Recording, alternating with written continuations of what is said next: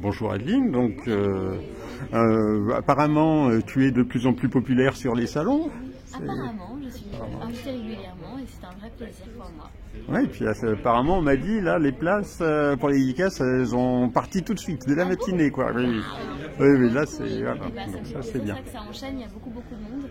Donc je ne pourrais pas prendre plus de personnes que ça, j'ai fait déjà mon maximum, mais c'est tellement incroyable de rencontrer des personnes que j'ai pu marquer à différentes époques de leur vie, pour différentes raisons aussi. Donc le jeu c'est de trouver un petit peu les points communs avec chacun et chacune.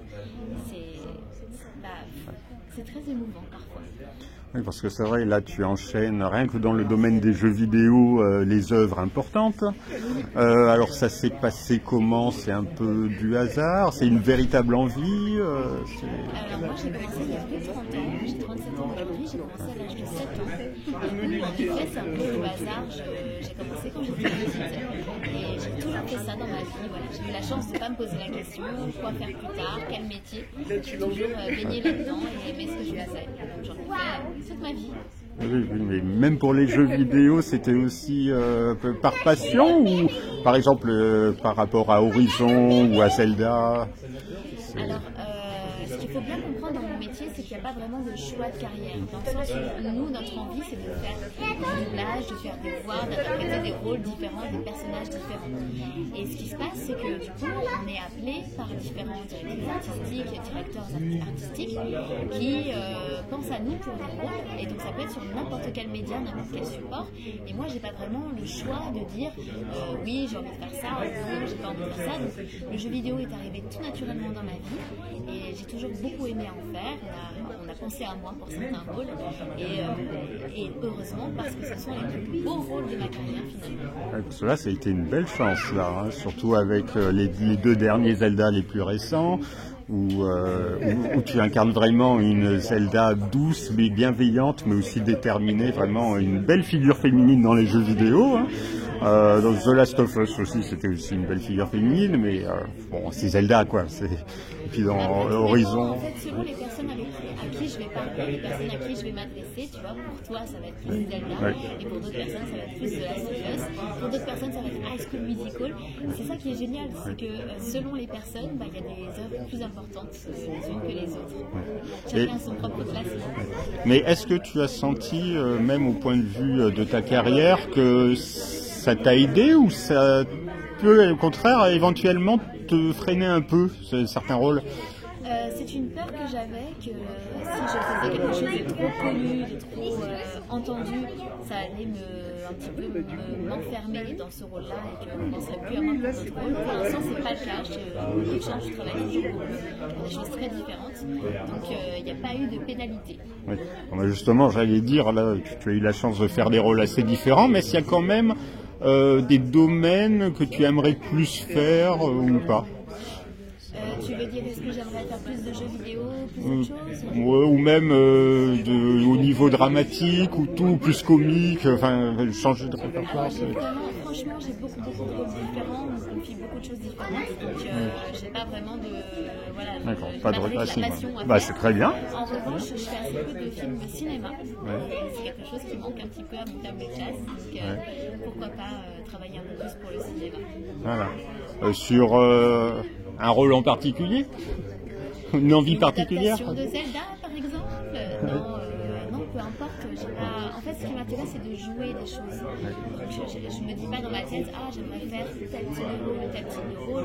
J'ai envie d'être surprise et je suis surprise en fait tout au long de ma vie, puisque régulièrement, on m'appelle sans me dire sur quoi je vais travailler, comme je disais. Donc, j'arrive le matin et hop, j'apprends qui je suis et qui je vais être, dans quelle histoire. Et c'est ça qui est parfois déstabilisant, mais en même temps très challengeant. Mais est-ce qu'il t'est déjà arrivé quand même dans ta carrière de faire du doublage pour un rôle sans vraiment savoir ce que c'était, de découvrir après que c'était vraiment quelque chose d'important? Des tas de fois, en fait, on ne peut pas savoir à l'avance si quelque chose va être connu ou pas. C'est pas forcément, on ne nous appelle pas en nous disant, alors ça peut arriver, hein, mais on ne nous appelle pas en disant là ça va être le prochain succès. Par exemple, The Last of Us, on ne savait pas que ça allait avoir autant d'impact sur toute une génération. Zelda, on pouvait s'en douter. Oui, mais Zelda, tu l'as pas découvert après. Je veux dire, Zelda, on s'en doutait, c'est-à-dire que quand j'ai appris que c'était Zelda, j'ai eu cette espèce de responsabilité, voilà, mais ça ne change rien pour moi. J'aborde tous mes rôles de la même manière, qu'ils soient destinés à être connus ou pas, puisque ce que je veux faire, c'est le métier le plus parfait possible, quel que soit le futur de ce projet, s'il va être connu ou pas. Et d'ailleurs, en parlant de Zelda, on parle d'une adaptation live. Est-ce que ça t'intéresserait de continuer à jouer ce rôle ou... Oui, bien sûr, évidemment. Voilà. Bien sûr. J'aimerais beaucoup participer à ce projet. Si j'ai la chance de passer le casting pour faire le rôle de Zelda, j'en serais très honorée, très heureuse. Et si j'ai la chance, en plus, de pouvoir le remporter, ce serait super. Mais ce rôle ne m'appartient pas et on peut avoir des choix différents. Peut-être qu'on décidera de ne pas m'appeler du tout. C'est pas grave, c'est comme ça. Ouais. Parce que pour la série The Last of Us, ça c'est... Je sais même plus si tu as été contacté ou pas. Non, pour la série, contacté pour The Last of Us, mais j'avais pas spécialement envie d'être contacté. C'est pour ça que ça dépend en fait du projet. The Last of Us, c'est très particulier parce qu'en fait, j'ai passé 10 ans de ma vie sur ce jeu, pratiquement, puisque le premier est sorti en 2013 et le deuxième 2019, pardon.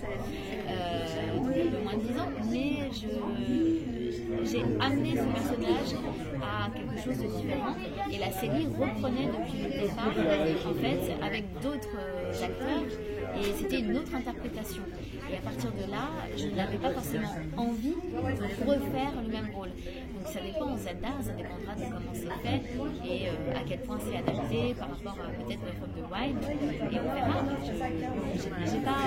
J'ai pas décrété si oui ou non je voulais le faire, ça ne m'appartient pas. Et est-ce qu'il y a des rôles qui ont été difficiles pour toi à interpréter? Il y a toujours des rôles difficiles. Le personnage de Jinx dans Arcane a été particulièrement compliqué pour moi parce que c'est un personnage compliqué. Voilà, je peux citer ça. Et puis aussi, dans les personnages que j'ai le moins aimé faire, il y a celui que j'avais dans les Feux d'amour où vraiment j'étais très peu nourrie artistiquement et c'était plus difficile pour moi, par exemple. Ça peut arriver tous les jours de la vie. Comment ça va? T'as pas fait des cauchemars? Ça va, t'as pas fait... Non, je dis ça parce que d'autres comédiens m'ont dit non, ça a été une très mauvaise expérience. Ça m'a marqué profondément.